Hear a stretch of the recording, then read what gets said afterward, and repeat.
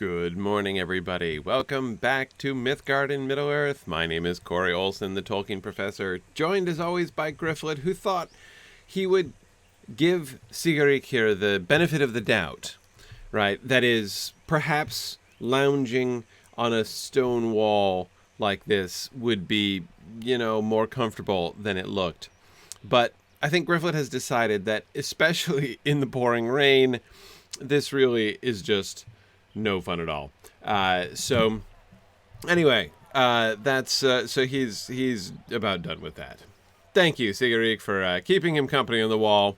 And in the meantime, let's head back out. We're gonna see today if we can how much of the rest of the Snowborn quests we can get through here. We are coming towards what I don't know about you, but I have certainly been looking forward to, and that is finishing up Hutbold, or starting Hutbold, actually. Okay. Very, very, very good. People are asking where I am that it's morning. It's a little idiosyncratic. Hey, look, it's a militiaman. I think I'll fight him. Perhaps I will surprise you. Maybe you will surprise me.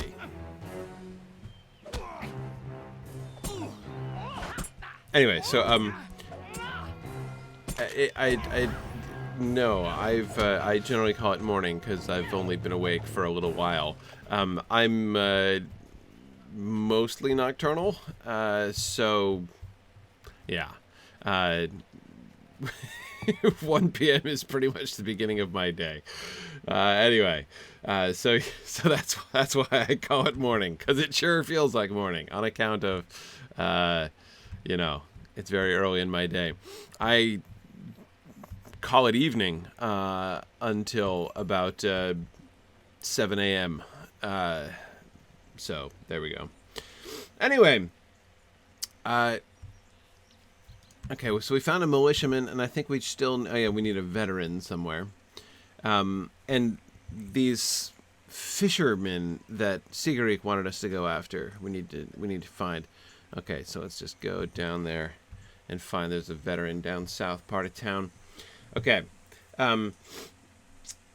Right. Sorry, so I'm just looking at the lore questions, so I can start with a lore question. Yeah, I gotta go down along the river for that. So we'll go fight the veteran, and then we will head down to the fisher place and see what happened to those 3 fishermen who mysteriously vanished. All right. Wait, no, that's just not the right way. You want to take a right there, Gryfflet. Right on. Okay, so it's Huyalak. Hey, look at that. That's Huyalak reading a book. I wonder what book he's reading. Kind of suspect. Huyalak. That's the name. That's a Beowulf name. Huyalak was the name of Beowulf's king at the beginning of the book before he becomes king himself. So this is just one of those names. Like, I can't walk by this guy without being like, whoa, okay, yeah, Huyalak. So he's not one of those names that you recognize from the song, right? Like, he's not one of those Rohan characters who has, the inevitable feeling of doom about him, but has a totally different literary association, which is fun. Okay, so first lore question today. Marielle asks a very shrewd question, which is, if tomatoes and other New World things are right out in Tolkien, why is the gaffer allowed his potatoes? A very excellent question, and I have no answer to that at all. That is, it's clear that... Let us see what you can do. Let's see what I can do, yeah. All right, yeah, you show me, man. So, just a little context for this. There were tomatoes in Bag End in The Hobbit, and tomatoes get removed, from the situation. And it looks like the primary like reason, the primary motivation for that was that, you know, tomatoes are sort of a New World thing. He did go out of his way to iron out some of the anachronisms that he left in. Yeah, he replaced them with pickles in the second edition of The Hobbit. I mean, yeah, because it's not just that it's not just that he like stopped talking about tomatoes, right? That tomatoes were never seen again in Middle Earth, like stone giants, for instance. But he actually, unlike stone giants, removed them from the tomatoes from the text of The Hobbit.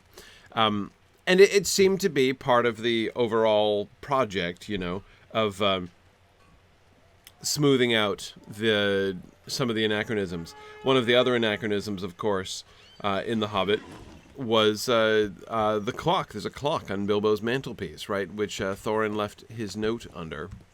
Where am I going? It'd be nice to know. Okay. And that clock is one of the most purely anachronistic things. One of the things to keep in mind, of course, one way to contextualize this. Remember that when Tolkien wrote The Hobbit, he didn't know what he was doing. That is, he didn't realize what it was going to turn out to be. He was just writing a funny little, like, fairy tale, and was not at all anticipating that it would ever be a part of the... Let's see, am I going in the right general direction? Yes, I am. Hey, how about that? He did not anticipate that it would be part of a larger story, frankly. It was a one-off, standalone, comedic fairy tale. And so many of the things that were anachronistic, that came to be rejected later on,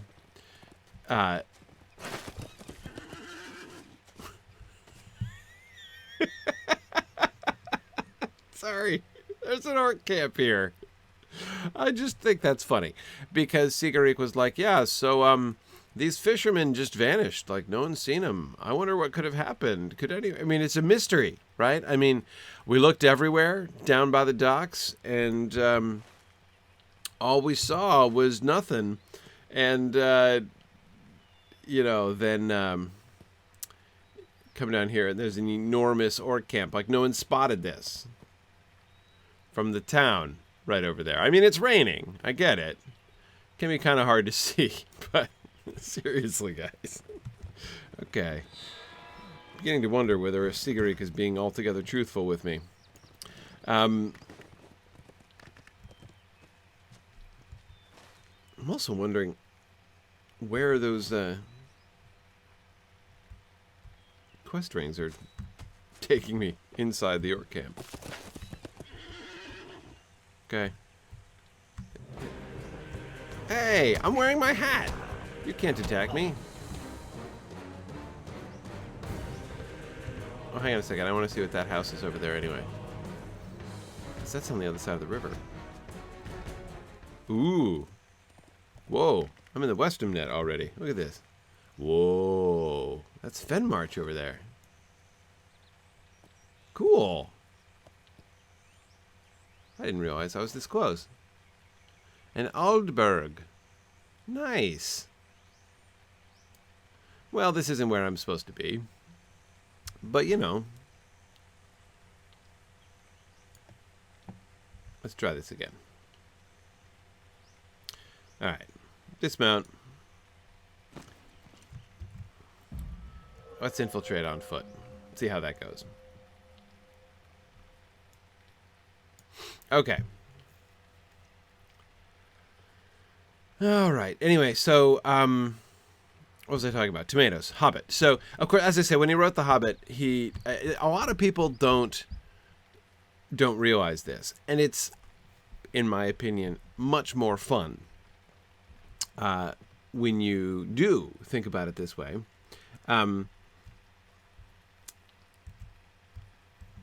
And that is, okay, I'm supposed to only defeat the Mordor spear fishers. I have no quarrel with you, good Sir Orc, unless you are fishing.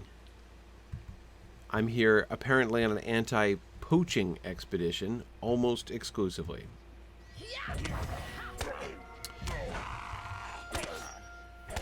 Okay. Anyway, so very good, very good. Thank you. Oh. Hey, you jerk. What's up with that? You slew that Rohirrim guy? Okay. Right. So, I, you know, a lot of people read The Hobbit as if it were sort of read from, the, you know, written from the beginning. You know, and especially I sometimes encounter people who are like, you know, spotting errors in The Hobbit or inconsistencies in The Hobbit as if they've, like, you know, unearthed something scandalous. And that's just, in the end, a slightly silly way to look at The Hobbit. Because, again, it was not even written with that in mind. And when you realize that, and when you think about The Hobbit in that context of the, you know, in the context of how he wrote it, why he wrote it, and how it came to be the way that it is, and how he retconned it into the story, like, that is so much cooler, in my opinion, than if he had just written it sort of as part of the story from the beginning. But anyway, you know, he was just telling a funny story, but he clearly decided, you know, he rather famously decided against tomatoes, right? But Marielle is perfectly correct. Potatoes are just as alien, in fact, almost exactly as alien as tomatoes, but he didn't decide against those. And I don't know why. I don't have any explanation for that. What it suggests to me, Marielle, is that the reason is, and JJ, so is pipeweed for the matter of that. Absolutely. I was just where I was gonna go next. Pipeweed is plainly tobacco, explicitly tobacco, and that is very New World as well, brought over at the same exact time as potatoes and tomatoes. I mean, it's just like, yeah, that is in fact the problem. So what this suggests to me, honestly, is that I rather suspect that the whole New World angle is overplayed by people. It suggests that seems not to be the actual primary reason that he made the choice to eliminate tomatoes. Now, if not that, why? Right? I don't know. I don't know why he decided he didn't want to have tomatoes. Maybe he just didn't like tomatoes. Yeah, I don't know. I mean, it certainly does seem that it does seem a little conspicuous, right? That one of the things that he kept, I'm thinking here of pipeweed, right? Why would he keep tobacco? Well, he quite liked tobacco. He was himself a very dedicated pipe smoker, so you know, he kept that in his story. And you can't stop him, right? So, I'm not really sure that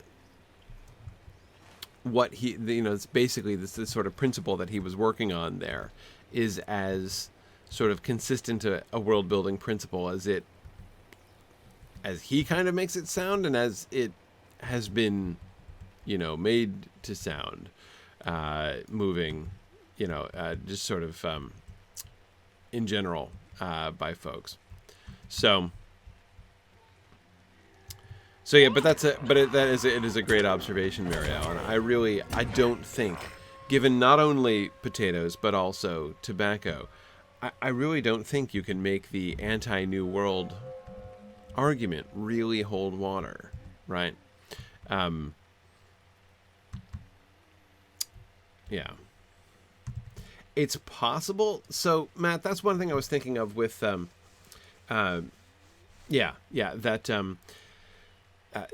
tomatoes feel more New Worldy than potatoes and tobacco, which were both tightly integrated into the culture of the British Isles, is kind of something that I was thinking about, right?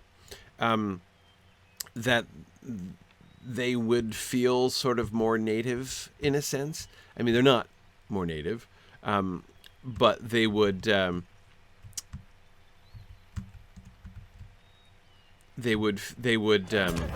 feel like they fit more, essentially, especially within Hobbit culture, because they did fit more in English culture. Oh man, this one actually sleeps with the fishes. Forcibly drowned. Man, that's no good at all.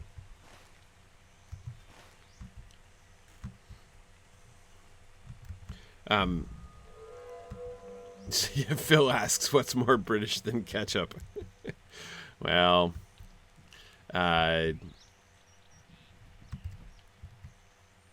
not sure that was as true. Oh, look at this.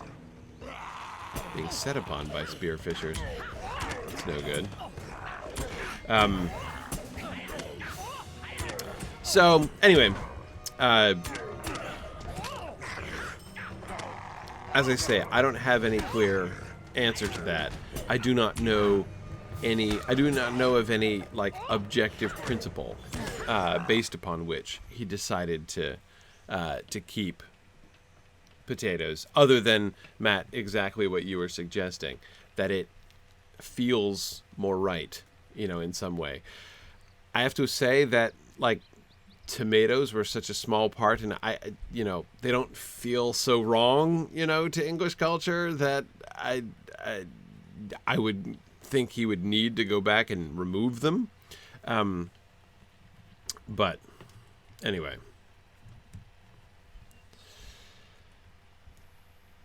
Yeah, Ethelot, exactly. Fish and Chips, by S. Gamgee. I mean, that's pretty British, right? So, okay.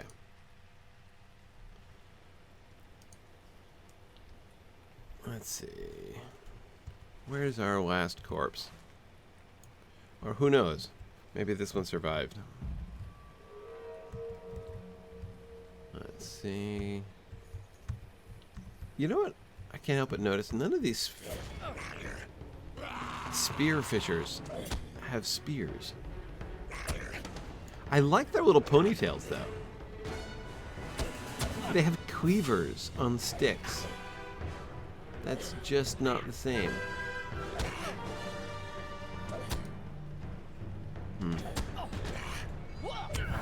It's because they're not fishing at the moment?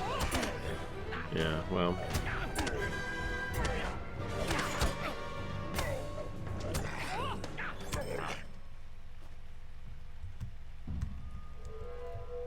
Oops. Fell off the docks. Excuse me, pardon me. Oh well. The last of the Fishermen 3. Is that not even a wall over this part of the camp? There's not. The wall just ends over there. Huh. And nobody's noticed this camp? I think I gotta go back and have a talk with my lounging friend. Oh. I also arguably should have re-stealthed myself. Okay.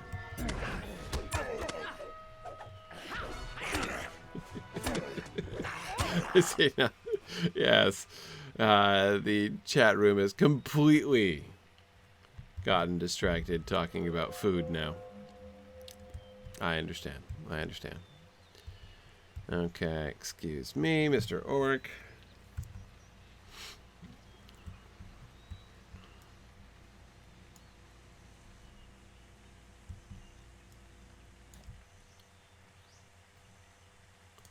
All right.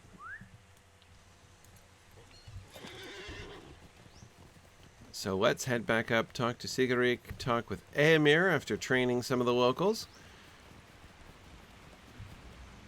And, oh hey, I'm supposed to talk to Horn and Corydon? I don't remember being told to talk to Horn and Corydon. Oh, it's after training the people. That must have been lumped in there by Éomer, and I What, didn't notice? Kind of strange, but okay.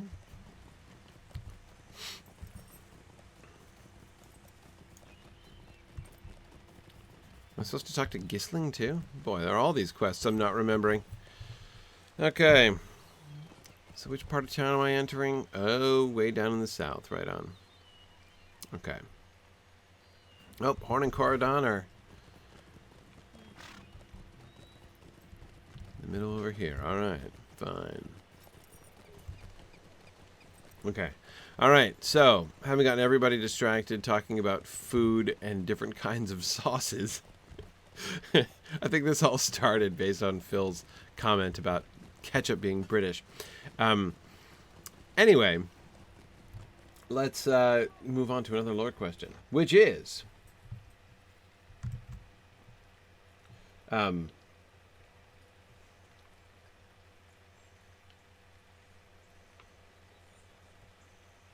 Right. Okay. Tony's question from a little while back. We're told that Legolas can literally walk on top of the snow and only wears light slippers. We also hear that Luthien's feet are as light as linden leaves. Are we supposed to understand that elvish nature means that they are not as subject to the laws of nature as the rest of mortals are? Excellent question. Let me talk to Gisling here first, and then I'll come back to my question about elves defying gravity. Will you aid the horse lords? You're shocked any creature escaped their wrath? What? Are you kidding? They didn't barely escape my wrath, any of them. Okay, so I'm just going to deliver some fish. There you go. You're welcome. Oh, man, you've got another one. Okay, how else can I help you? The Rohirrim have need of your services. While you were dealing with Sigurd, I took the opportunity to speak to some of the crofters. They alerted me to some rather grim news. There's a vicious disease running rampant through the crops. Oh, man. Foster will not believe these claims and denies there is any cause for alarm. So is Foster just an idiot? I mean, that's possible. Inspect the stockpiles of crops. The crofter said a darkened dust will be present on the tainted crops. Oh, boy. So now you want me to go through and destroy food stores in this city. That's liable. That's liable to make me popular. Okay. Hey, Horn. I saw Éomer emerging from his talk with Reeve Fastred. He did not look happy. Yeah, I believe it. Fastred makes a lot of people not happy. I trained with some of the people of Snowburn as well. I hope for their sake that Fastred listens to reason and moves them across the Entwash. Their skill with weaponry takes little time to discern and less time to overcome. I like that. I like that a lot. Okay, so it's not that he's an idiot, it's just that he's single-minded. Well, okay. It kind of looks like a fine line in some instances here. Well, Horn, you seem to be bearing up relatively well, even though you are standing under your own private rain cloud here. Few of the villagers would speak to me, and none wished to spar with me. Oh, dear. All right, they wouldn't... Yeah, well, the Rohirric reaction to elves, you should be used to that by now, right? Right now, this hopeful elf is hoping they flee before the orcs arrive. Either way, Snowborn will be empty. Ouch. Better to be burned empty than filled with the bodies of the unfortunate. Tell it like it is, Corridon. Okay. All right, now I need to talk to Éomer and Sigurd. And destroy tainted food crates. But let me turn in my other quest. Oh, hang on. Look, there's one right there. Might as well destroy it while I'm right next to it. Oh. No, not destroy it. Crate's contents appear completely untouched. Whew. Okay. Escaped from that little enclosure. That was touch and go. All right. Wow. Look at all these folks. Well, let me inspect this over here. All right. Does this look, Baldnoth, completely untouched? Okay. Great. Hey. That's good news. What do you say, Éomer? Fastred is a fool. I was beginning to suspect the same as well, to be perfectly honest. I had planned to return to Edoras after this visit to Snowburn, but now the need to do so is even more urgent. We have to leave now. Whoa. We have to Can I return stay? to Edoras at once. I need to report to the king that Fostred is refusing to move his people across the Entwash. We simply do not have the riders we would need to effectively defend them here. In West Rohan, we will have a better chance of protecting the people. Come with me to Edoras. We will sort this out with my uncle Theoden. Talk to Éomer in Snowburn and ride to Edoras. What? What? I thought this was a vector quest to Edoras, no? It's an instance quest? Alright, Éomer, hang on. Will you aid the horse lords? It does not dull your pain to know that, like, they were drowned and everything. Those men were great warriors, and excellent fishermen as well, and it is a shame that such ill fortune found them when they could have aided us so greatly at the croft. Okay, you need time to consider these things, huh? Alright. Let me just check out these rations over here.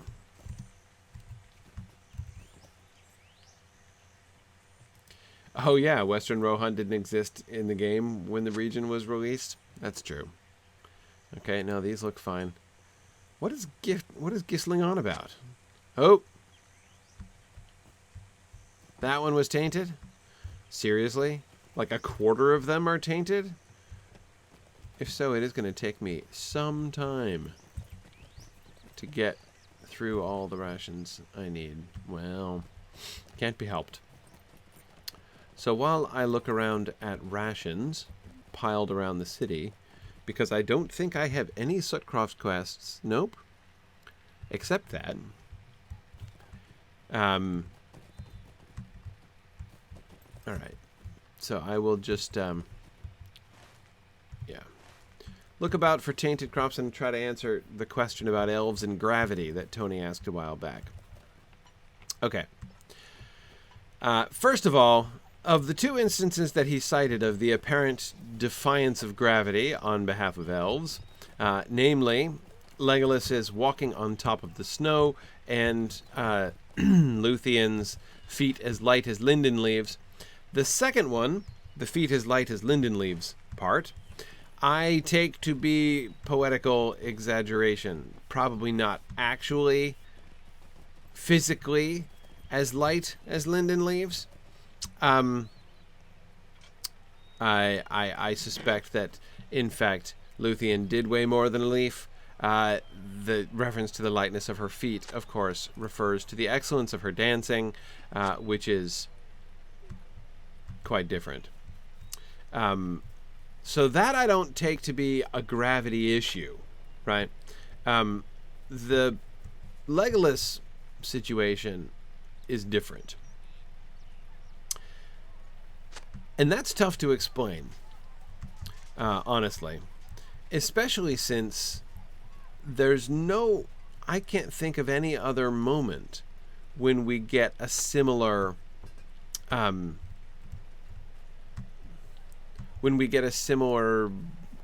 reference or insistence within the story of that kind of light-footedness.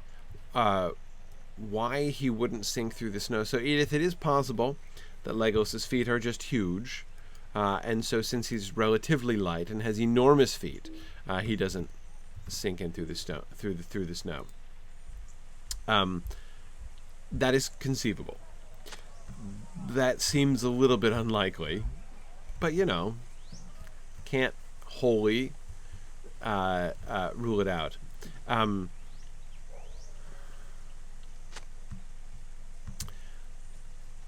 I don't know. I've honestly never really been certain how to understand that passage. It's the way that it's introduced.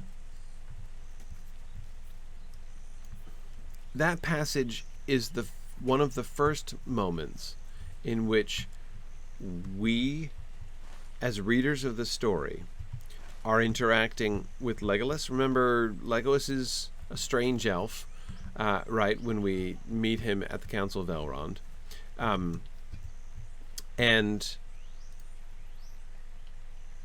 it's one of the first times we're kind of getting to know him. the whole air of that passage is like, the hobbits getting used to having an elvish companion, like things that they would take for granted, in other occasions, which they're sort of noticing there. It is possible, JJ, that he's called a strange elf when he's introduced at the Council of Elrond, which we talked about for a while in exploring the Lord of the Rings, because he has a much lower density than other elves. That is possible, though somewhat unlikely. So I don't know. I mean, it seems more likely to. I don't think that this is very likely to be the result of a general trend, with elves in gravity. I think instead this is meant to convey a bit of elf magic, essentially. That is my best understanding of that situation.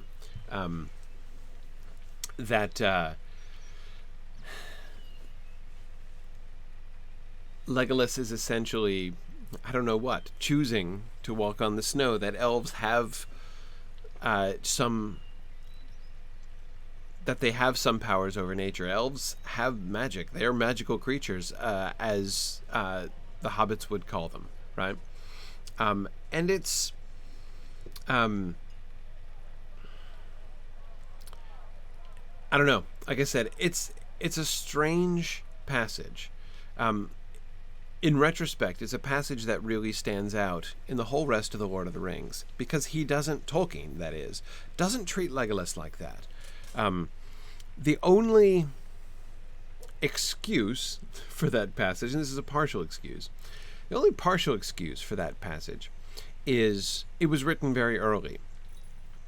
In one of his earliest drafts of the Fellowship of the Ring, way back before the story really kind of became, well, it's not before it became serious, because the Ring of Power had already been developed. The only part of the story that was written before the story became serious was the long-expected party. But before he had really fully integrated the story with the older world and everything, he got to the Carothros passage, the first version of that, fairly early on. So that passage in the about the company in the snow is a relic of one of the earliest drafts of the Fellowship of the Ring, and so that it's not an excuse; it's an explanation for why that passage in part doesn't feel exactly the same as a lot of the rest of it does. But as I say, it's not really an excuse in any case, because he had plenty of opportunity to go back and revise that, right? He didn't have to. He could have cut Legolas walking on top of the snow. Yeah. Oh, man, Phil, Gandalf was much harsher with Boromir. I think he did threaten to set Boromir on fire. It was something. It was... I'm trying to remember his line. Actually, it might have been Legolas. He was Gandalf was unusually snippy. Like there's sort of gruff and rough Gandalf, but he was harsh in that early version. Anyway, so it sort of. The way that passage feels, you think about, Boromir forcing the path through the snow, Legolas walking on top of the snow. There's all these, there are new members of the company, and, we need to kind of contextualize them. Boromir, he's sort of grumbling at the leadership of others, but he also is practical, helpful, a team player, and really strong, right? These are the things that we're learning about Boromir, because he's new to the company, right?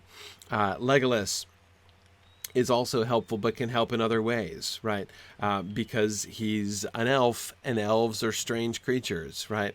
And so he apparently has the power to walk on top of the snow.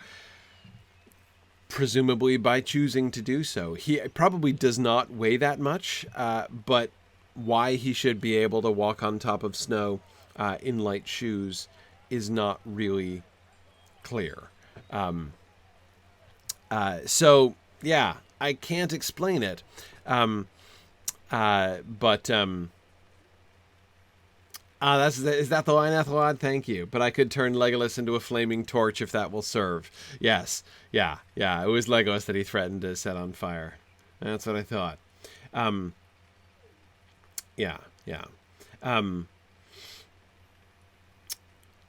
Right. Matt, I suspect is sort of involved with Tolkien's choice to leave it in, even though he stops doing that kind of thing, right? He stops making elves as unusual. Matt's comment here is if things like that got entirely taken out, elves would lose the bit of magic about them, and they would just become different humans. Every now and again, it's good to foreground the magical nature of fairy and its inhabitants.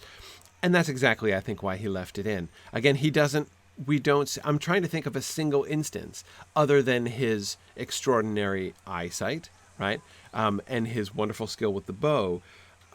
Any other instance in which Legolas does magic, right? Or acts in any way that would be called magical by any of the hobbits.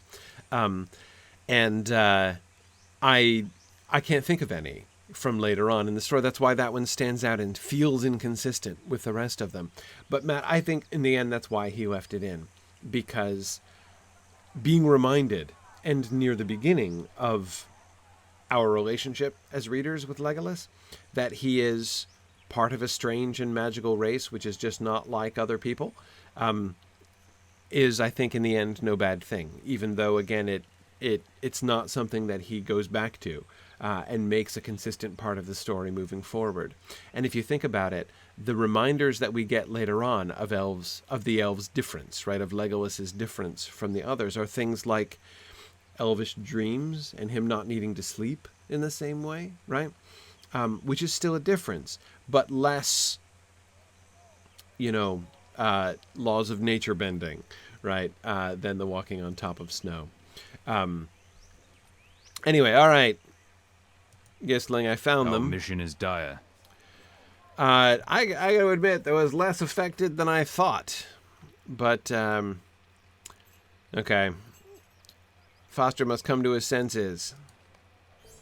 Oh man, Gistling, you are just a never-ending well of quests. Our success depends upon our strength. Uh-oh. We have aided Will you Reeve aid us? Foster in every manner I can think of, but perhaps there is more yet to be done here. I cannot help but feel that my presence here has been less than welcome. Perhaps Fostred thinks ill of my father and me for further burdening this settlement. Speak to Fostred and see if we can aid him in any other task. I would not wish my years of service to be tainted by a decision that had to be made. Okay. Well, Gistling, let's just say that being concerned about Fostred's approval isn't really a long-term concern. So there's that. All right. Let's come in here with all the shield maidens. Now I have to look at all the other places in this Sudcross. Were there shield maidens in Garsfeld? I don't think there were. Will you aid Foster. the horse lords? Okay. While I was aiding the people of Snowburn, a man came to me and spoke of a deeply troubling matter. He claimed that an agent of the enemy had taken root among my people. A most serious accusation. I shall not allow my people to be brought to ruin by anything, especially not a foolish defector. He claimed to have seen this spy poisoning food stores and lurking about the oven to the east of the mead hall. Oh dear. Oh no. It's not looking good.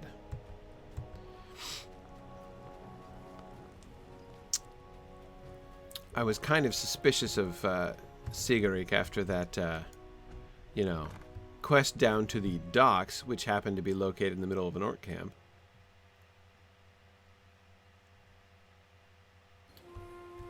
Alright. Oh wait, no, hang on. I want to do Éomer last. Let's go to Meduseld. We'll take a quick hop to Meduseld later. Okay, so it's the oven. down in the crafting area.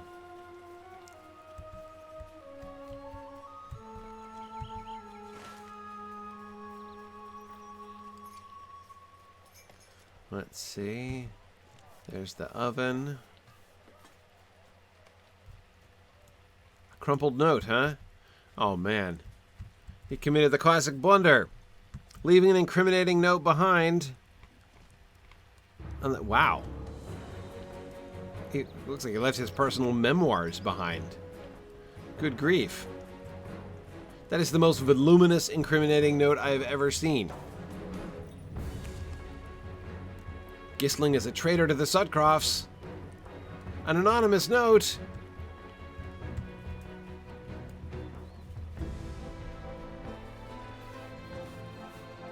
It did look like an incriminating novel. On Incriminapedia. That took a lot of paper. Gistling is a traitor? I don't want to just go back to Fostred with this. Well, if you can't believe a voluminous note randomly left by an oven, which points the finger at somebody else, because I think, like, you know, anonymous accusations left in multi-volume editions. I just, you know, so Fostred, I don't trust this. This is obviously wrong. What brings you to these lands? No, it doesn't make any sense. Gistling is the son of my most trusted thane. Okay. Good. Let's confront Gistling. Fostred, that is the most sensible thing that you have said in the short time that I have known you. Let us confront him with the charges and confess that we're somewhat skeptical. Okay, there we go. I made it through the door. Somewhat skeptical about this note here.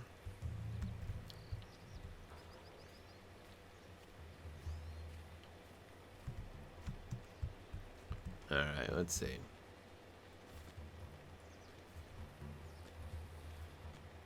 The plot is getting thicker here. Alright, Gistling, so bad news. Oh, he's gone. Oh, no, he's not. I thought you'd scarpered, Gistling. Okay. What business have you with the Rohirrim? Alright, how can I believe this? I don't, man. My father and I have fought tirelessly for the safety of the Sudcrofts and for the good of Rohan. Yeah, someone is trying to pit Fostred against us. I am certain of it, you think? By leaving 8-volume notes that say that you're a traitor without any evidence? I also suspect someone is trying to pit Fostred against you. I know not who, but the Reeve has not been himself since the death of his father Dagred. I think him vulnerable to such deceptions, though he will protest. We need to be very cautious in our approach to this. Return to Fostred and tell him what I have said. I can only hope that my years of loyal service to Dagred and the king can speak for me. Alright, we'll talk to Fostred.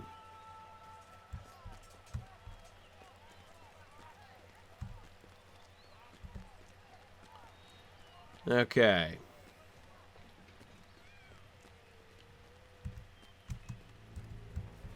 So, Fostred, let's see. But Fostred seemed relatively sensible here in his initial responses.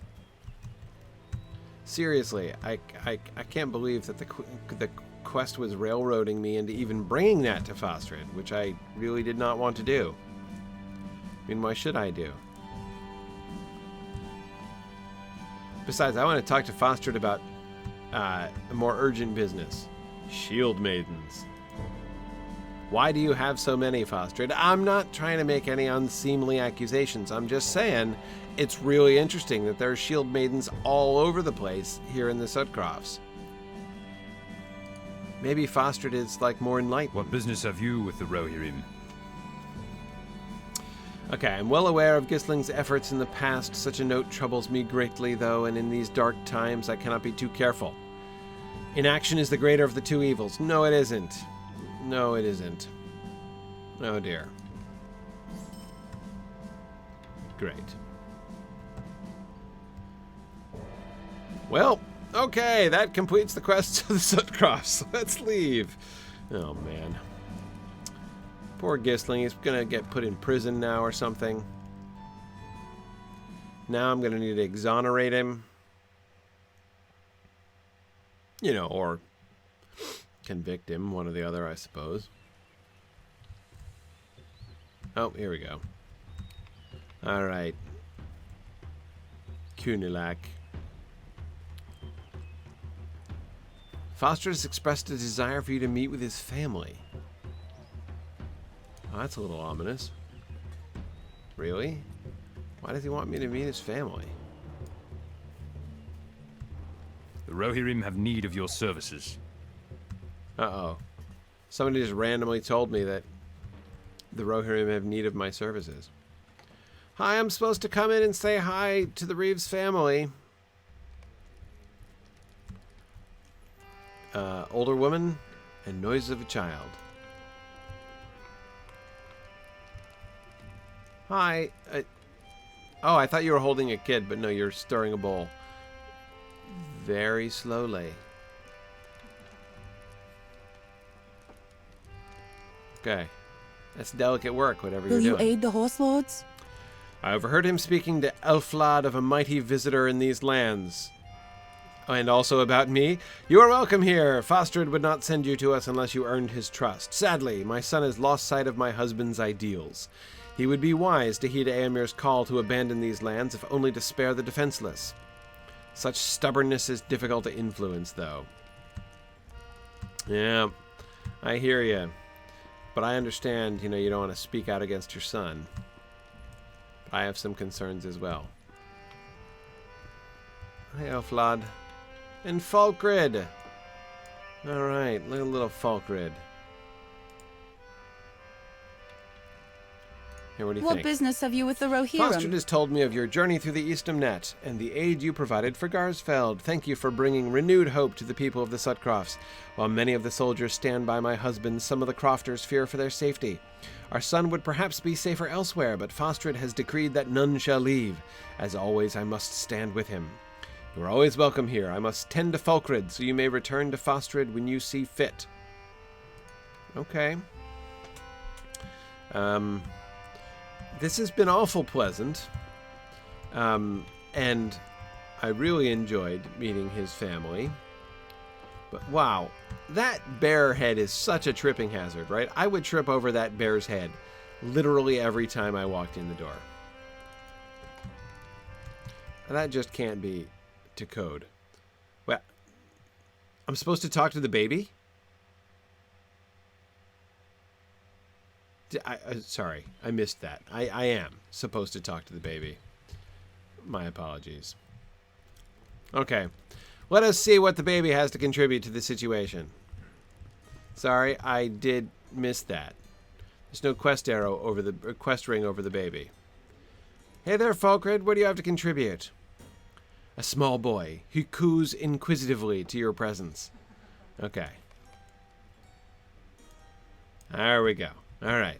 Right, the quest ring is hiding under the blankie. Got it. Okay. All right. I have, I wholly concur with the inquisitive coo of Falkrid. Falkrid seems to have the most sense of everybody in this family, as he clearly is inquisitive about why on earth this is going on and why there's this conspiracy against Gisling, and why an agent of, I think, let's see, is my lounging friend still over there? Yeah, he is. Okay, Sigarik, I'm looking at you here. I don't know. Seems pretty damning. I mean, both the baby and I seem to be in agreement on this point. Ah, it's a plastic quest ring with plastic quest keys jangling from it. Probably so. Yes. Yes. No doubt Falkrid took his quest ring and began teething on it. Nothing could be more likely. Right? Don't put that quest ring in your mouth. Oh, Falkrid. What brings you to these lands? Okay. Have a drink and we'll speak further. Oh boy. I need a drink for this, do I, Fostred? Okay. Alright, I'll toss one back and then we'll talk more.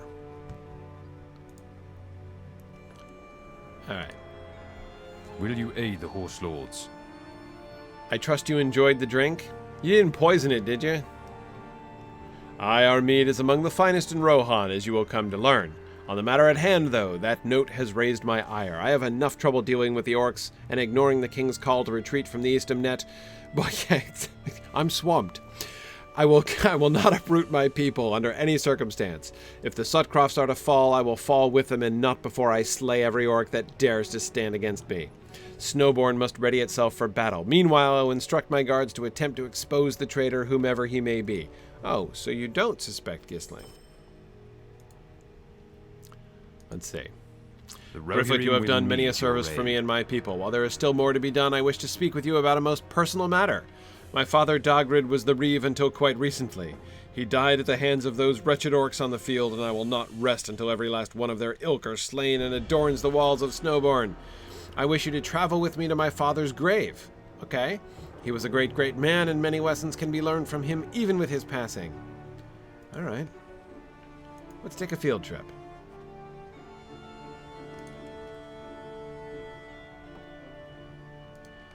All right, we're going to have a private heart-to-heart at the grave of your father, huh?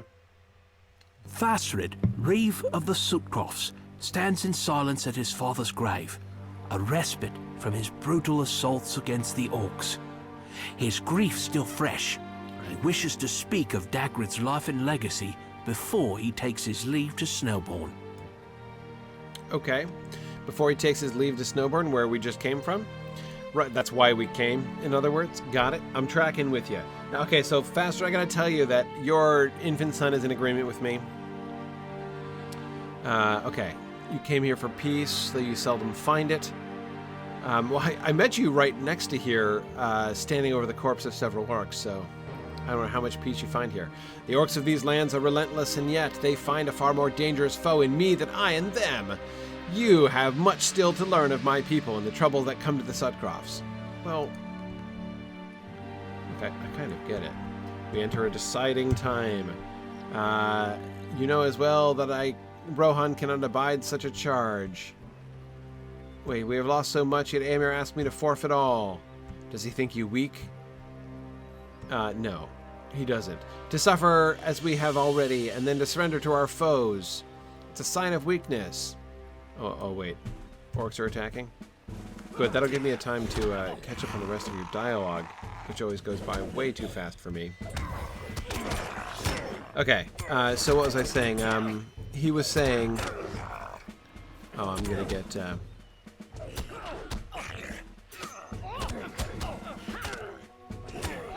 His dialogue is gonna get washed way downstream as we kill orcs, isn't it? Yeah, it is. Oh, well. Are we good, Fastrin? You are certain that this is not the last of them. Okay, Dude, stop talking so fast! Éomer wishes me to cede control of the Sutcrofts and retreat across the Endwash with my people. That will not happen. My father Dagrid would have never stood for such a foolhardy plan. Speaking of foolhardy, if war is to come to my land, I shall die an honorable death at the hands of my foes before I show those wretches any quarter. This is my father's place of rest, Gryfflet. Let me take a moment. Father, I shall avenge you. In this you can trust. No orc will escape my spear, my blade, or my wrath. The Sutcrofts are a lush land, Gryfflet, but they are also a place of great loss to my people. My father Dagrid was slain mere months ago on these fields, and it is for this reason alone I stand before you as Reeve of these lands. In years past, Aemon, father of Éomer, also met his end here, near the path to the east wall. Oh, that's interesting. Regardless of my quarrels with Éomer, Aemon's legacy remains in the Sutcrofts. My father told me much of him in my youth. My father named me after Fastred, a great prince of Rohan. I can only hope my legacy endures as his does. Hold, what is this chill that rips my heart? Oh, hang on, we got a whole bunch of conversation going on over here. Oh, look, it's a bad guy. I'm trying to see, this is why you shouldn't talk so fast, Fastred. Yeah, his patience is running thin. I'm going to stealth myself, if that's okay with you guys. Flee these lands and never return. Who are you? Krumgam! Yeah, you don't frighten him.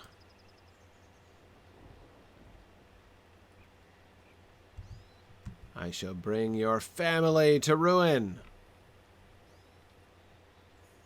Dude, I wouldn't mess with Falkrid. When it does, dread will consume you, and my lord shall reign over the charred remains of your land.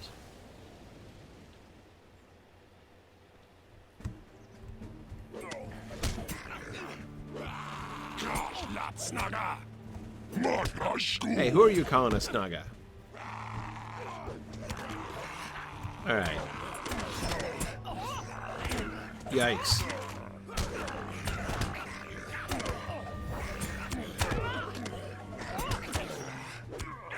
I hope you're doing okay over there, Fostrid. How you holding up?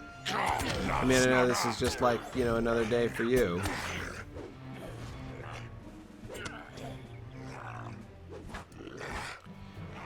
Oh, look. More orcs. There more coming from over there? Oh, no, it's just your horse.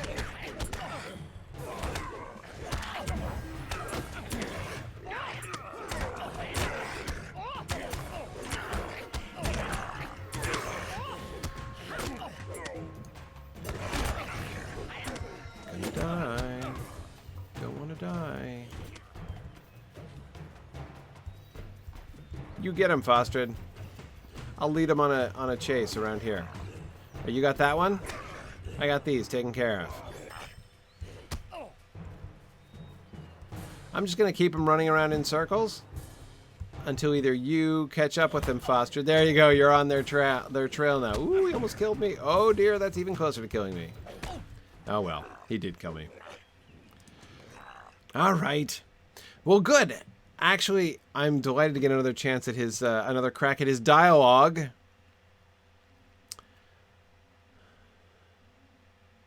Really wish you could slow down the dialogue. Whoa.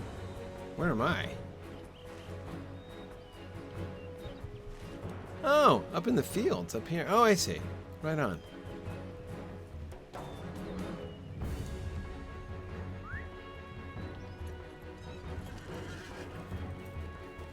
Nah. Gryfflet will be fine.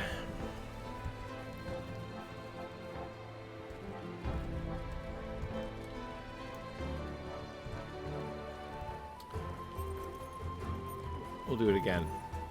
This time, reading the rest of Fostrid's dialogue.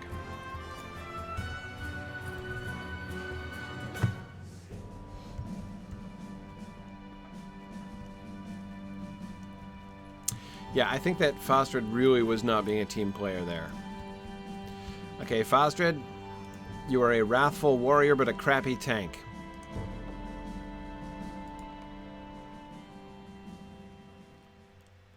I just gotta say. Gotta call it like it is there.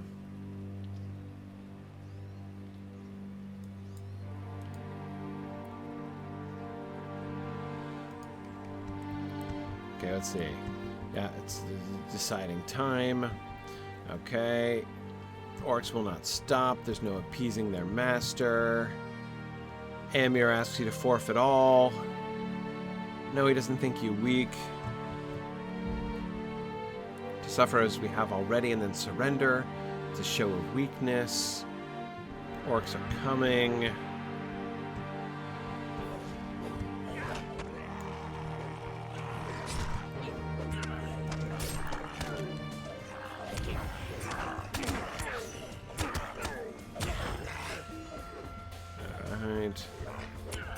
Alright, you're doing a better job now. That's how you tank them, more or less.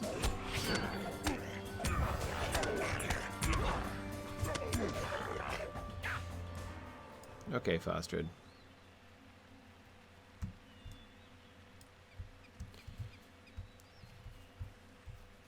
Okay, right. You refused to cede the Sudcrofts. I think I just got a restoration potion as a present. Didn't I? Where'd it go? Oh yeah, down here. Let's put that over there. That might come in handy someday. Okay, you're going to take a moment. Are you swearing to avenge your father? No orc will escape. The Sudcrofts are a lush land, place of great loss. Right? You wouldn't be Reeve if he hadn't died. Okay, Éomer died near here too. You and Éomer have a lot in common. Okay. Right, his legacy is a legacy of the Sudcrofts. Your father told you about him. You're named after the Prince of Rohan. Got it, right? Yes, a Prince of Rohan. A chill rips through your heart. Okay, Krumgam. Such hopeful thoughts do not suit you, Fastred, son of Dagrid. Stay your tongue, wretch. You will hear my words. The voice of Mordor will not be heard in my lands. That's good. I like that. Fastred, you will heed my warning lest you find your ruin even more quickly. I don't know, I think your patience is thin at the best of time, Fastred. You shall flee these lands and never return. Oh, great. Talk about ways to guarantee he stays. I shall not be moved. I shall bring your lands, I shall bring your people, I shall bring your family to ruin. Uh-huh. I'm just going to stand back here. Dread shall consume you. Right. Your soul should be left naked before the lidless eye, etc., etc. Alright. Now be a good tank.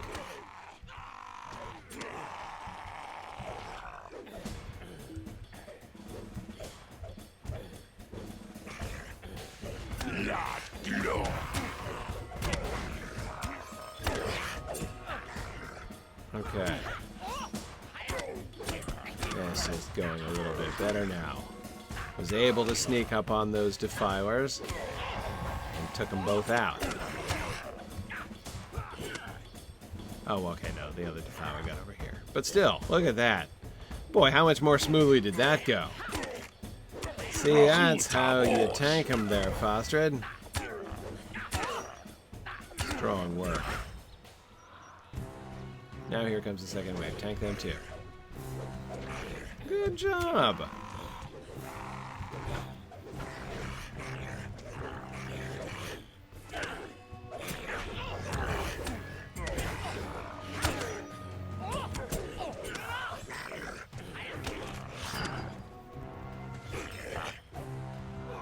Okay.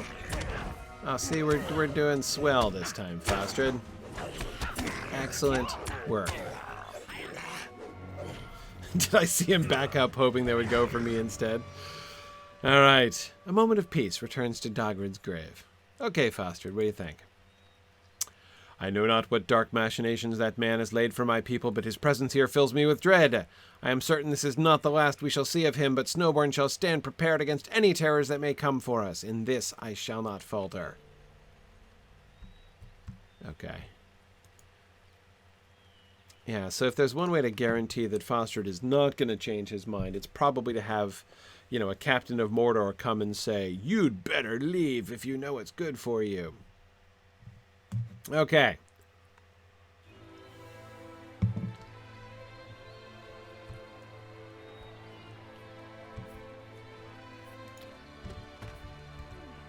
All right, Fastred, what do you think? What do you think of Krumgam? So Krumgam is the one that almost killed Hauros in the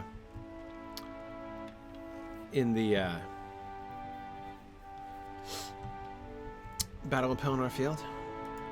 Okay. Father of the Sudcrofts. What business have you with the Rohirrim?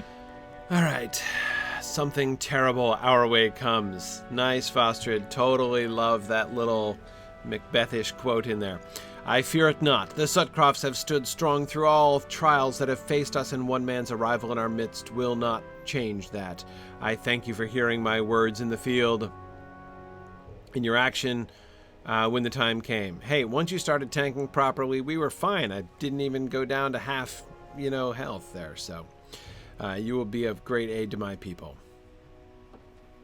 Hey, thanks, man.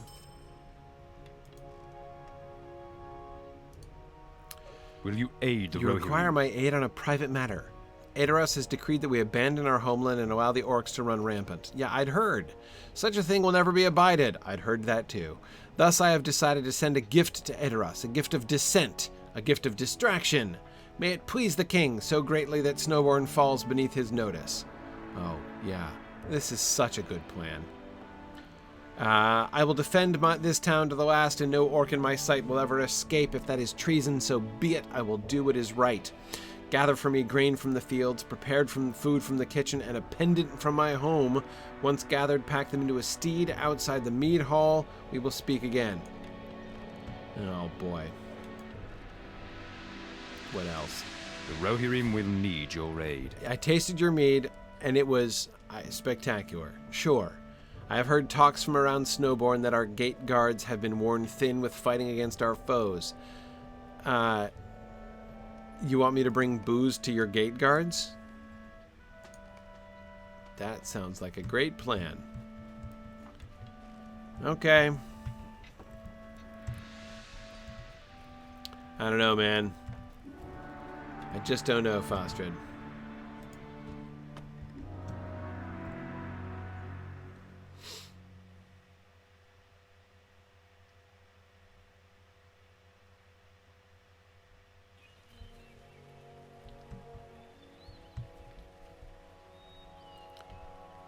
Let's see.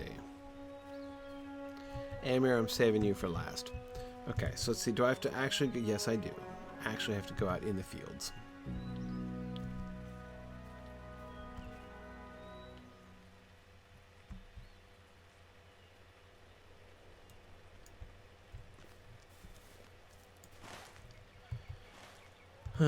Okay. Wait. What do I have to... Oh, I have to fetch the pendant? Okay. Well, I'll just pop in here, get Fostred's pendant. Hi there, Theohill. Do you mind if I take a family heirloom? I guess it's probably upstairs. Okay. Excuse me. Don't mean to interrupt. Hi, Elflad. Did Falkred eat the... Oh, here. It's over here. Okay. Falkred isn't teething on that. Anyway. Don't worry. He asked me to get it. Not burgling or anything. Even though I may be a burglar, but I'm hopefully an honest burglar. Wait, what did Gryfflet just successfully do in Éomer?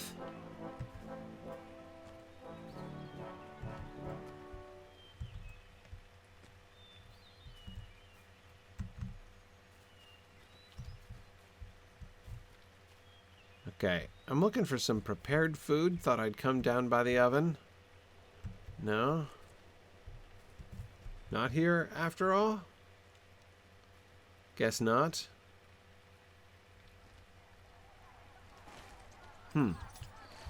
How strange.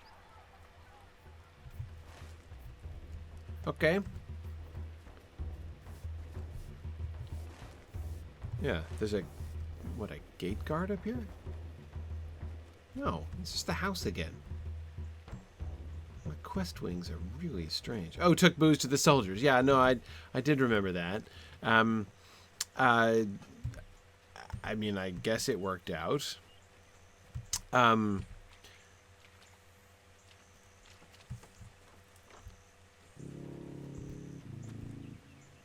just can't help but think if Foster would think it's a good idea. It's probably not. I have a small opinion of his wisdom here. I love how this guy's pacing around. Snowbourne Tavern. Okay. Am I supposed to fetch some booze? Hey, everybody. Is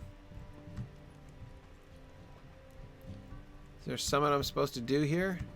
Hey, is Gissling in prison? It's not a prison. It's where they keep the mead. Okay, fine. They have the mead in prison. Oh my goodness.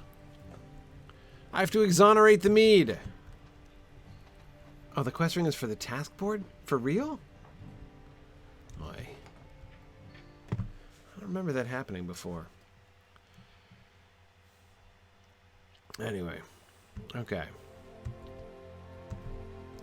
What on earth is happening in this town?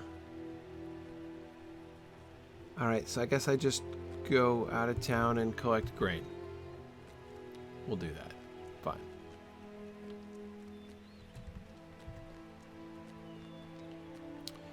All right.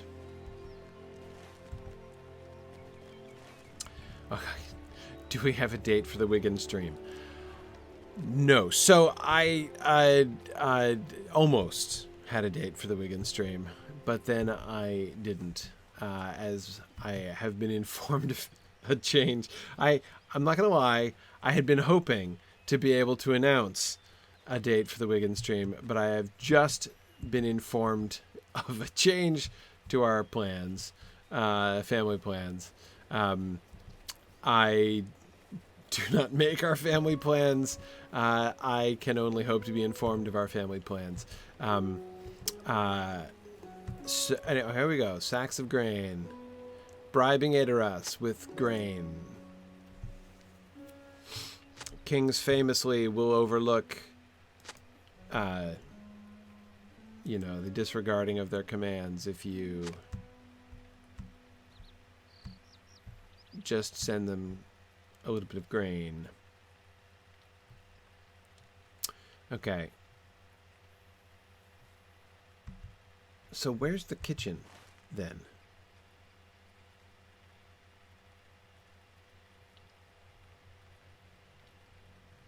Huh. Okay. All right. I think I know where that is. So I collected the grain. Now I just have to get the prepared food. Oh, I'll just go in through this convenient gap in the walls. That was very thoughtful. All right. Yeah, so there's a kitchen in the middle of the street, but it's not the place with the oven, because that's not the kitchen. All right. Fine. No problem. All right, so is that the kitchen? No. That dude with the work pile? All right, so here I am. The quest ring. This is the kitchen. This is the kitchen. Okay, it's a separate kitchen. Not the outdoor kitchen. The indoor kitchen. Gotcha. Okay. Hey, Alwyn. What do you think? What brings you to these lands? Okay, the orcs throw themselves at us constantly, and our soldiers never stand down. I know not how they do it. They must have such great strength. I know they struggle, though, and we have lost some great warriors in the past weeks. Perhaps if I were to brew them some delicious mead, it would lift their spirits. I don't doubt. Go to the crofts outside town and gather hops. Is there hops in mead? You don't use hops to make mead, do you? Excuse me, I'm just going to take a lot of your food. Yeah, yeah. No, I was pretty sure. I mean, yeah, I mean, I've made mead before. In high school. It was a project. School project. Handed it in, too. I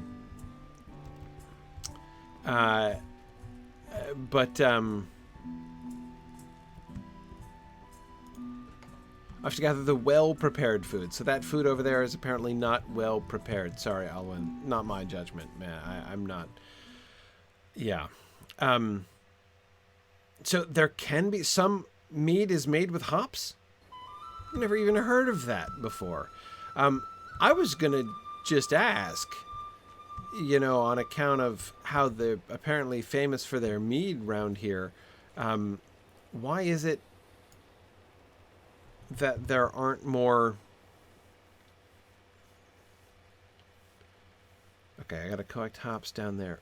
Where's the rest of the prepared food? In the mead hall? Okay. And with all these mead halls and such, right, my question was, why aren't there more beehives? Like, shouldn't they be just collecting lots and lots of honey? I mean, it kind of seems to me that... was there an upstairs in the kitchen? Well, anyway, I'll get some hops, and I gotta bring it back to the kitchen anyway. Hop. It sounds like a bunch of commands. Hop, hop, hop. I gathered a hop. And over there is another hop. I don't think I've ever used the singular of that word in this context. Okay. All right, so JJ says that mead made with hops is called braggot. All right. Fine. Braggot. Got it? I learned something today. Would never have thought that hops had anything to do with mead. But yeah, why don't they have more beehives? Shouldn't there be beehives all over the place? I mean, they got to collect a lot of honey to make all the mead that they do. I got to admit, mead with hops sounds to me a little gross. Gotta say, that sounds kind of disgusting. Is this the kitchen? No, that's the barracks. Alright, kitchen's on the other side. Alright, that's the kitchen right there. Excuse me, pardon me. Coming around. Looking for the front door of the kitchen. Collected some hops to make questionable mead.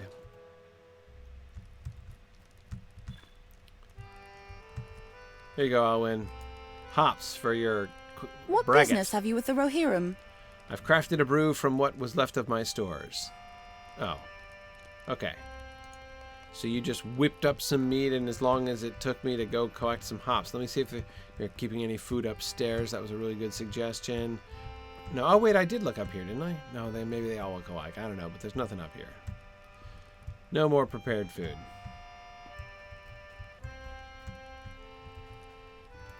Now we gotta go bring stuff to folks at the gates.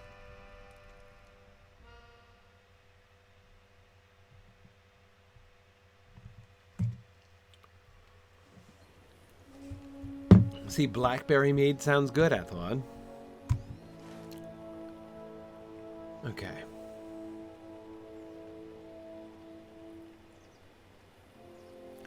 So I'm supposed to go around to the gate guards. Fine. First, I need to get to the bottom of this prepared food mystery. And has everyone but me forgotten Gissling? I mean, where is he? What's going on? We just kind of dropped that plot. Okay. All right. Let's see if there's prepared food in here that we can steal. I mean, take to be a gift for Edoras. No, that's not food. That's a guard. No mead for you. No. No bribing shield maidens with mead. Okay. Oh, hey, look, there is food up here. Off of, well, his own sideboard, if not his own table. Okay. Apparently Gryfflet has been having a little too much prepared food as he can't fit between the column and the stage. Okay. There we go.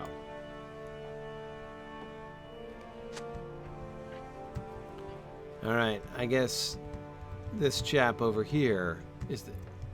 Come on now. There we go. Oh no, he's just drinking. I thought he was the cook. Maybe he is the cook. Maybe the fact that he's drinking supports the idea that he's the cook, actually. Okay. Alright. Oh. Now I have to load Foster's steeds with gifts. Boy. Okay.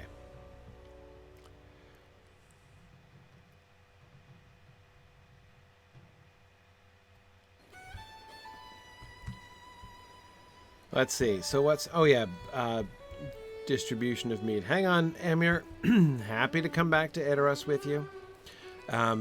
For a brief visit to Edoras. But first I got to deliver booze to people on guard. Because that's what I do. Oh, no, wait. Not actually by the gates. Whom have I taunted? Eosig looks overwhelmingly sad that I've taunted him so? What are you even talking about right now?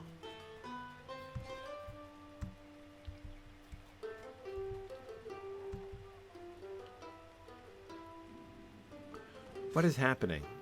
Oh, this is the horse I'm supposed to let up, but that's not his horse.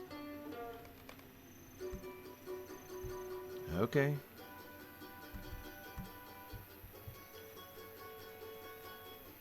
Oh, there's Eosig. Sorry, man, you weren't there when I just got him in. Okay, there we go. Is it just me, or had he not materialized? He looks thrilled and refreshed. Okay, great. Excellent. Look, is it my fault that Eosig was lagging? All right, let's ride around to the other gates.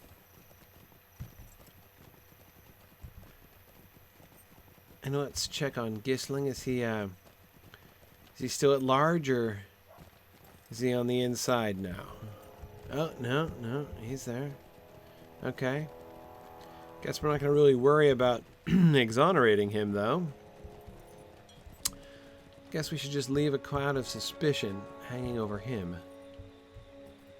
All right, Ithamar. Here you go.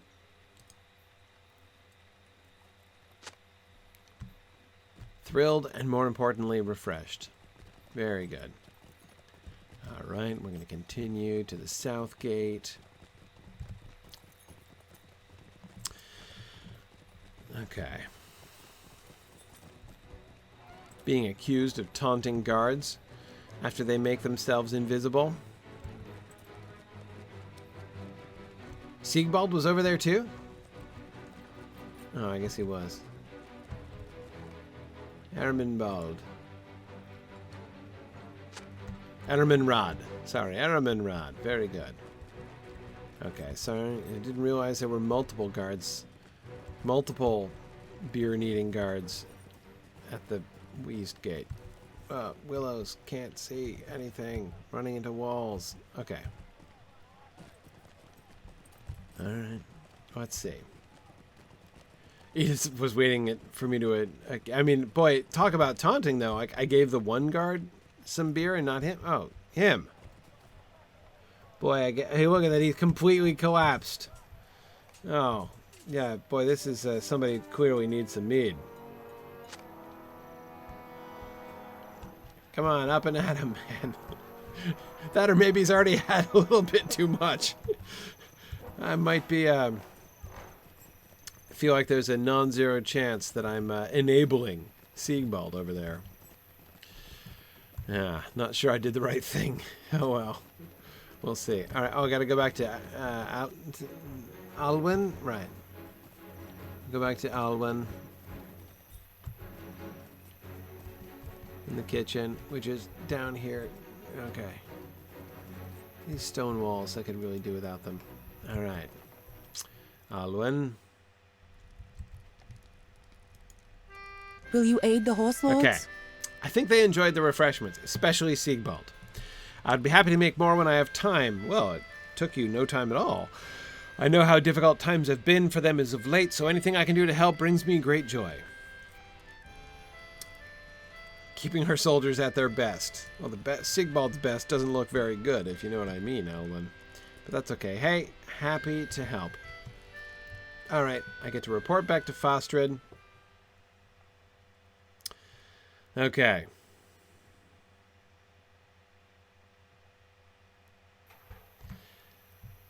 Yes. Oh, Ethelad Gryfflet is so looking forward to Hutbold. I can't even tell you how excited I am about Hutbold.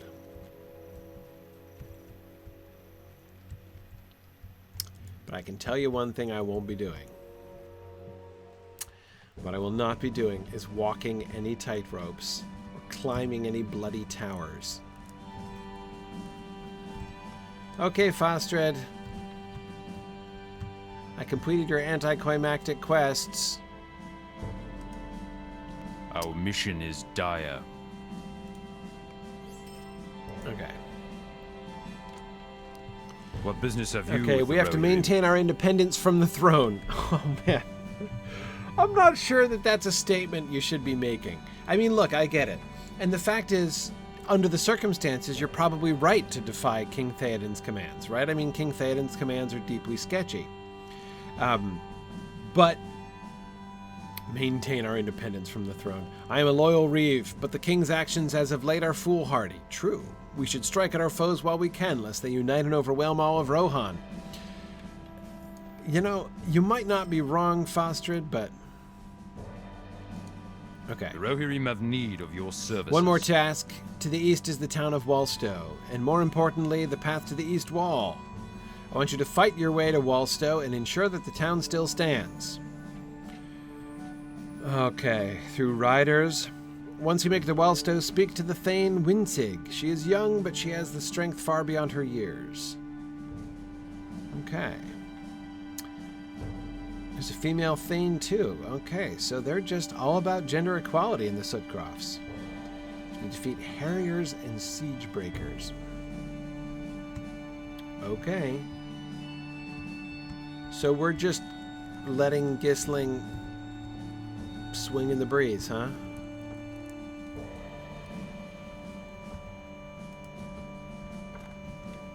Okay.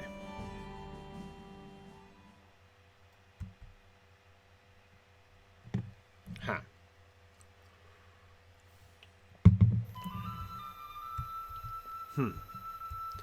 Okay. Let's see. We're just going to Walstow, I guess. Oh, wait, let's go to Éomer first. I don't want to leave Éomer hanging any longer. Let's visit Edoras.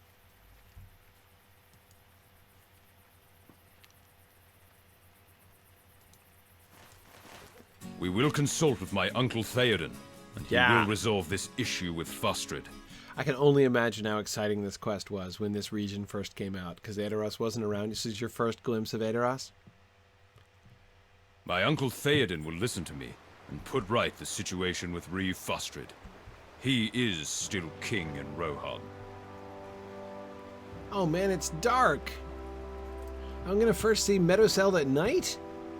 I mean, Gryfflet is. Wiggin's been here, but... Oh man. No, I can't go any further. Oh well. Can I go over this way? No! Drat!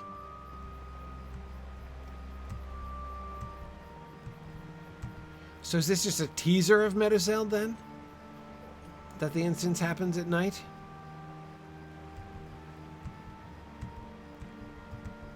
Okay, Éomer, what do you think?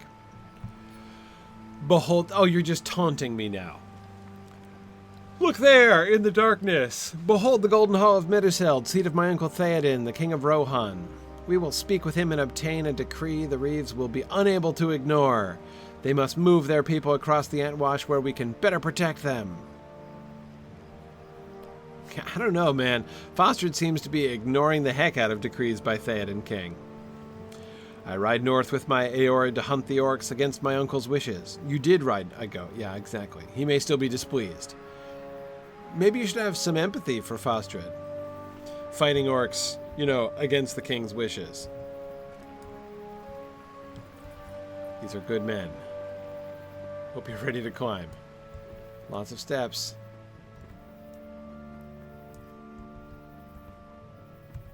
I destroyed them all.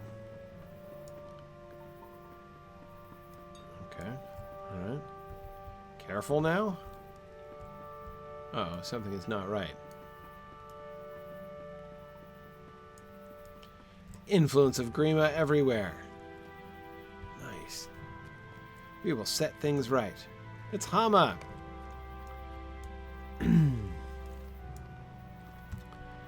Alright, Hama, you've come with these 3 companions to see my uncle.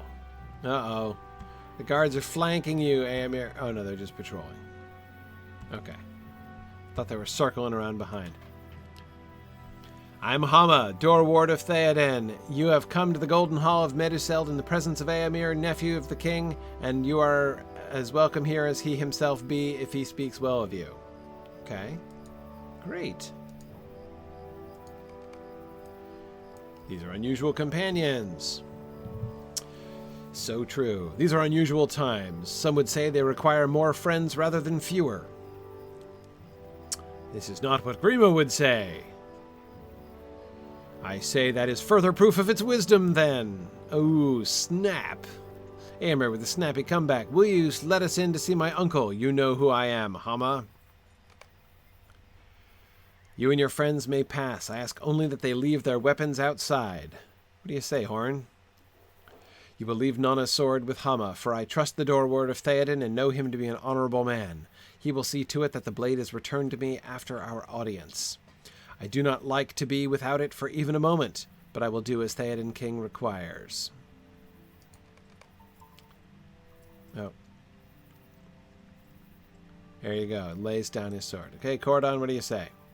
I do not understand why I must leave my bow with this man, Gryfflet. Do they not trust my word as an elf? If I say I will do no harm to their king, no harm will come to him from my hand. It is not that I am offended. It is just that we went to some trouble to recover this bow the last time it left my possession. So true. And I do not believe you could win a similar wager to get it back again. Well, you don't think I could outride these guys? I will leave it here with this man, Hama. The Rohirrim seem so afraid of elves, I believe I could make a frightful face at one of them and cow him into returning my bow if it came to that. Okay. There you go. Éomer, I'm sorry you must be inconvenienced in this way, Gryfflet. Do not blame Hama for it. He is simply doing his duty. The safety of the king must come before all, and keeping the weapons of strangers outside the hall can help ensure it. It was never like this in days of old. I sense the influence of Grima in this. Okay. You're not going to take my legendary weapon from me?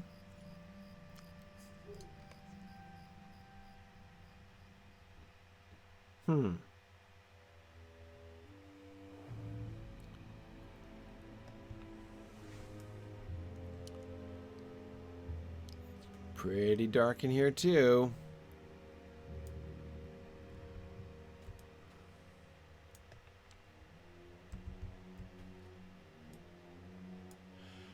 No braids, Hama? I like the long hair and receding foreline look, Hama.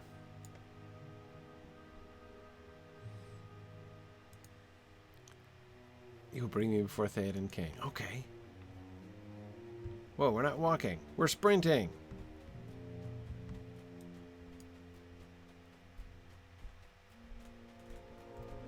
Oh, look, it's Gleowina. He will call you before him when he is ready. My king, I have always served you faithfully and well. Uh-oh, it's Gleowina. Faithfully. Master Gleowina, he taught me the craft when I was young. I remember, Horn. What has he done? Always coming before the king for judgment? I have been your minstrel for many years. It has been my honor and privilege. Enough of this, bard. You are guilty of spreading lies and deceit throughout Edoras. Oh, man. Yes, listen to Gleowine, Theoden. My minstrel, Gleowina.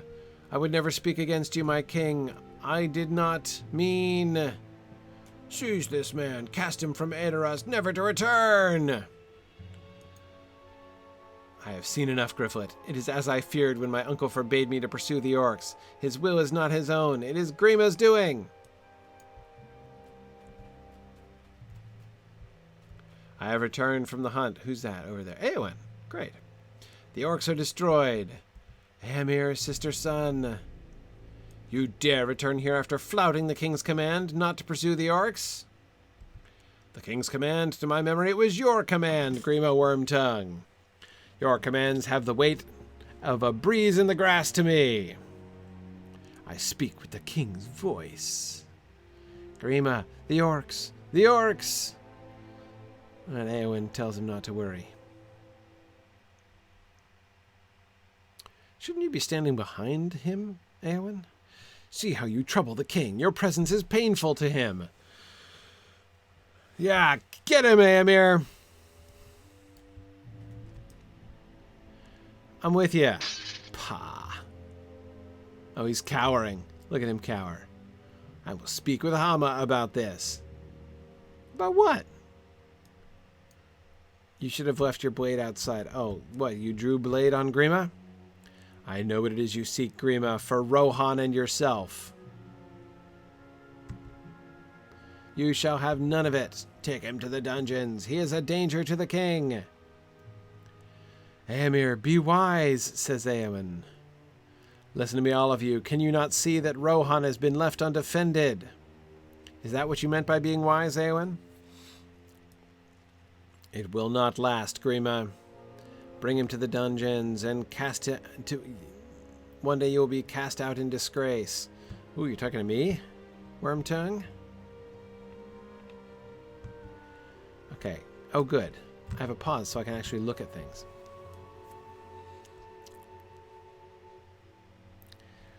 Interesting. I like the look of Grima. You know, just a touch skeletal, but, like, not looking all hunched over and everything.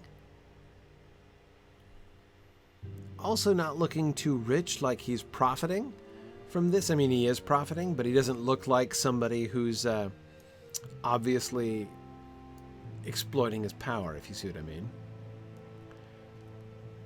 And there's Theoden.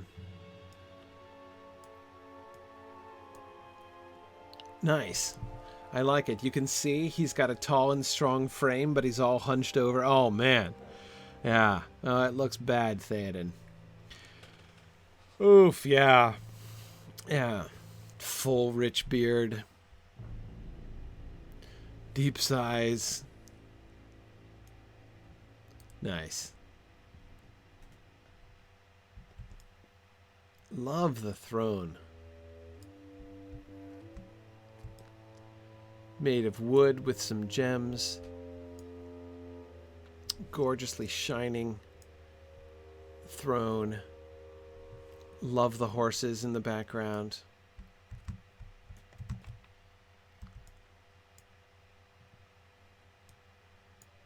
Éowyn looks mean. She looks angry, and has a right to be. Shouldn't she be dressed in white? I mean, look, Éowyn, green is lovely on you. With a little red sash around the waist, very fetching. But I thought you were supposed to be in white.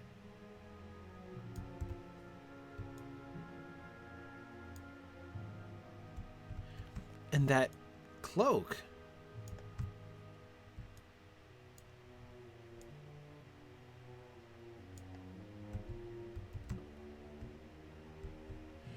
Are you wearing a starry mantle? It's hard to tell from behind because it's dark over here. But that kind of looks like a starry mantle around your throat. Doesn't it? Doesn't that look kind of starry mantle-ish?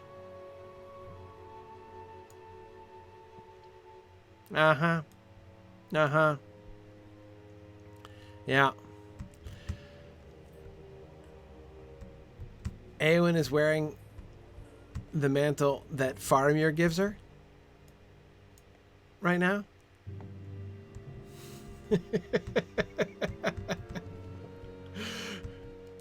I like it. I like it.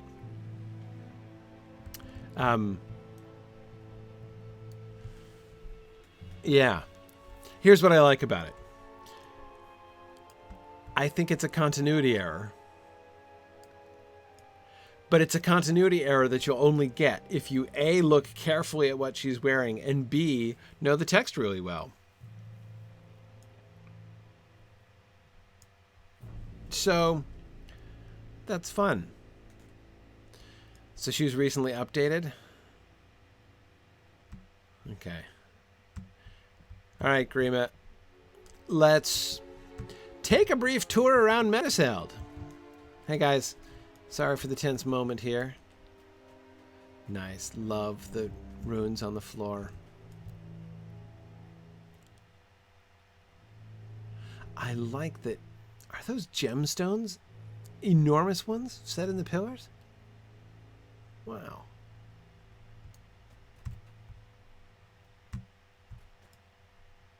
Nice tapestries. Yeah, I was just going to come over here and look at this myself, dude.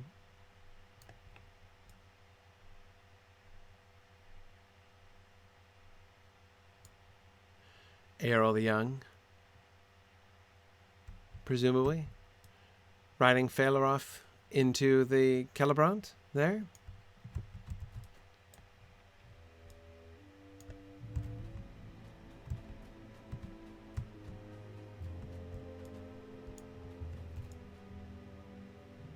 Awesome. Oh, we've got all the different banners represented. Yeah.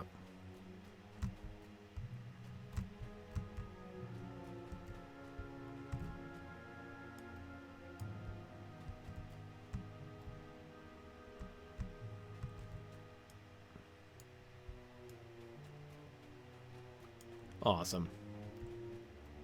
Awesome. All right. I'm almost out of time. Grima, we better talk. Grima studies you with piercing eyes, and you feel distinctly uncomfortable. How much knowledge of your imprisonment in Isengard did Saruman share with his nefarious agent? You learned in the caverns below Isengard that Grima is a pawn of Saruman, but does Grima know that you know it? Éomer is accompanied by the lowest sort of companions, Theoden King. Hey, is that a tall joke? And who else do I see with you?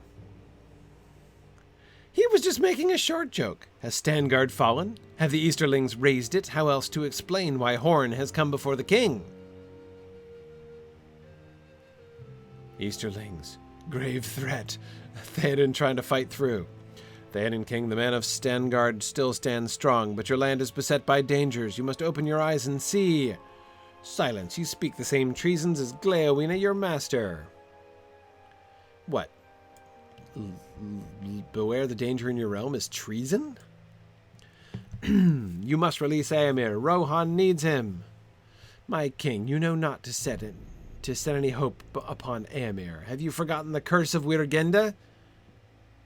Wow, you're playing that card, huh? Claim the life of your son, and it will claim Éomer's life as well. Okay, reminding him about Theodred. It is the order of the king that this rabble be cast into the dungeon alongside Éomer. Grima, have mercy. Their crime is that of Gleowina, not that of my brother. Okay. Oh, I see. We speak with wisdom that befits your beauty. Oh, Éowyn got our sentence changed to banishment. Forbidden to cross the Entwade and must remain east of the river. We suffer the penalty of death. Be thankful for the mercy of Theoden. Okay.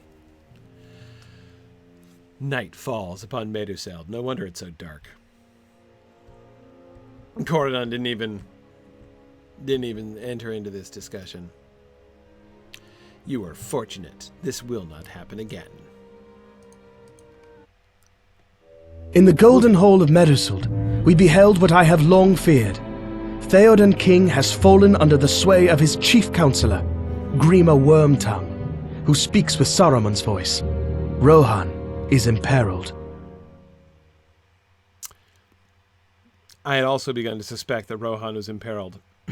All the orcs running around had led me to that theory. Where are we now? Entwade? What? Oh, we're up by the river. Okay.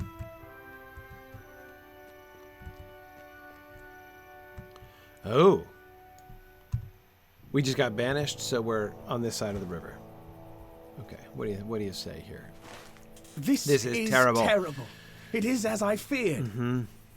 When I sang the song that resulted in my banishment to Stangard, the king is truly under the power of a malevolent force. Grima Wormtongue, not Theoden, rules in Rohan, and now Éomer is captive in Edoras. Oh, man. Ooh, a king's banner accessory? Woohoo. I do not know what we can do. Éomer is imprisoned, and we cannot cross the Entwash. The people of the Sutcrofts are in grave danger from the fervor of their Reeve, and I thought Nonna would have returned by now. I am fortunate the king did not comment on my return to Stangard. A return from Stangard, or I would be in the dungeon alongside Éomer. We have failed in everything, Gryfflet.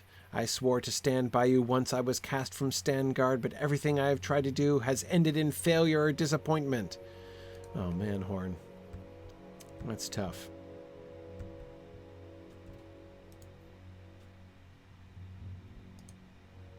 By the order of Theoden King, you three are to stay on this side of the Entwash. If this command of the king By order changes... of Theoden King, you three are to stay on this side of the Entwash. I just anticipated you. Right. If this command of the king changes, I will be informed by Raven, I do not doubt. But until then, you stay here, and I will stay here. Right, no, I stay there, and you stay here. Okay. What do you say about this, Corridon? Why is Horn so upset? Have we not done what we set out to do? We tracked our mutual friends across the Eastamnet and only gave up the chase when we were assured of their safety. We did much good in Rohan. That is more than can be said for some of the Aldors and Thanes and Reeves we have encountered. We will see what the future brings us, will we not? Well, Corridon is feeling cheerful about things anyway. Think of Ruthrif, Gryfflet, Baldbark the Ent. Finding one of the tree herders still alive in Fangorn was not even a glimmer of hope in my mind when you, Horn, Nona, and I began our journey down the Anduin. But that was such a happy discovery, all the more because it was unexpected. Perhaps Nona will come back to us when she has divined her inmost mind. Theoden may come to his senses and release Éomer. That's right, rainbows and unicorns might burst out. We may find our paths crossing once again with that of Gandalf, or with that of Aragorn, son of Arathorn. Tomorrow will be less bleak. We will face it together, will we not? Boy, Corridon is just a bundle of sunshine. Give Horn these words, and tell him that if Corridon the Elf can see hope for the future, surely Horn the Man of Rohan can find some small measure of light on which to rest his thoughts. Okay.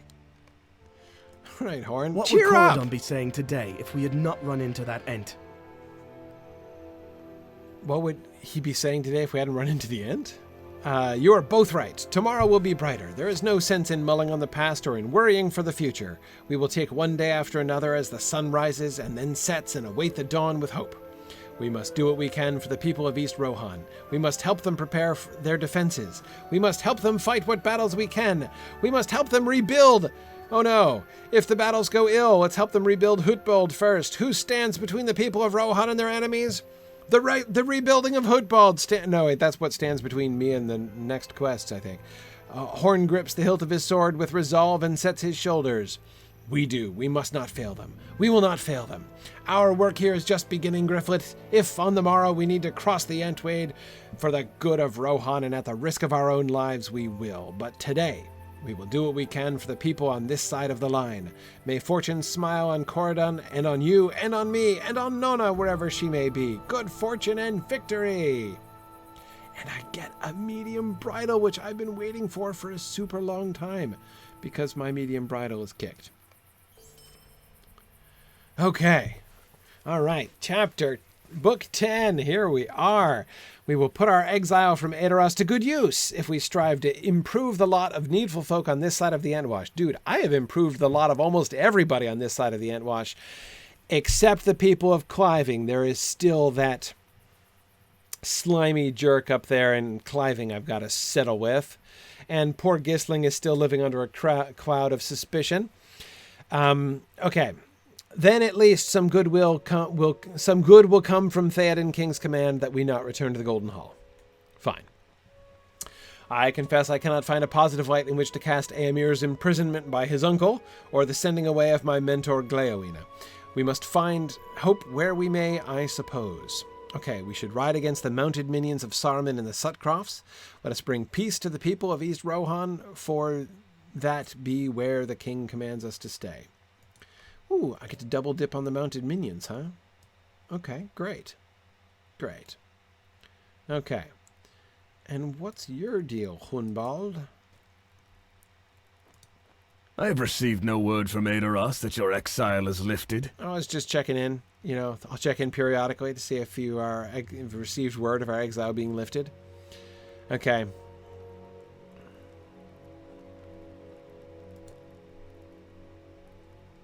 Wait, I have to talk to Horn in Wildemore? He's right here. Okay, but I've been given a prophecy that he will at some point be in Wildemore, in a cave, and then I will have to talk to him. Okay, no problem. Yeah, we'll do Wildemore first, no worries. It's not like Gryfflet was going to skip anything. And hey, look at that. That's it. So next time, we'll ride to Walstow. And from Walstow, Hutbold. It will happen. Okay.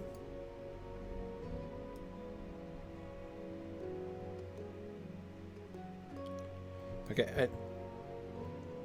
Okay, right. There's my... Look at that. All right.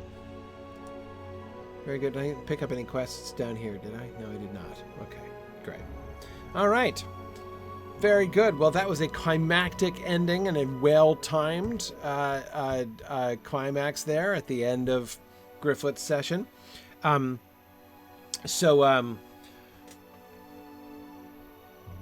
good. Let's see. Funkadelica says, what will happen first? Finishing exploring the Lord of the Rings or Gryfflet wrapping up Hutbold? Boy, I don't know. I can only hope to finish Hutbold before we finish exploring the Lord of the Rings. Yeah. Well, we'll see. We'll see. I don't know. I'm feeling pretty confident, especially now that my reputation, I still have a whole bunch of reputation boosts here. Look at that. We're making progress here with the Men of the Sootcrofts. One more town still to go, and we're almost through friend status there. So we should be able to get to Kindred with the Sootcrofts before we're done there. And then we've just got a little makeup work to do in the Norcrofts and the Wold. We should be okay. We should be okay. All right. Leave finishing Hutbold to my sons in my will as a condition of their inheritance. Boy, that would just be cruel. That would be like worse than your like average, Victorian miser. But anyway, all right. Well, I think we're going to end here because we're out of time. And it's time to hand things off to Druid's Fire, who is next. Thanks, everybody, for joining me, as always. And I will be back next week. We will see how far through Walstow and the end of the Sootcrofts Gryfflet can get. He achieved his goal of finishing, if not entirely resolving, all of the storylines in Snowborn today. So thanks, everybody, for joining me, and I will see you guys next week. Bye now. Thanks for joining in on my rambles around Standing Stone's brilliant digital adaptation of Tolkien's world. If you enjoy these adventures, please consider supporting this and other entertaining educational programming by donating at signumuniversity.org/fund.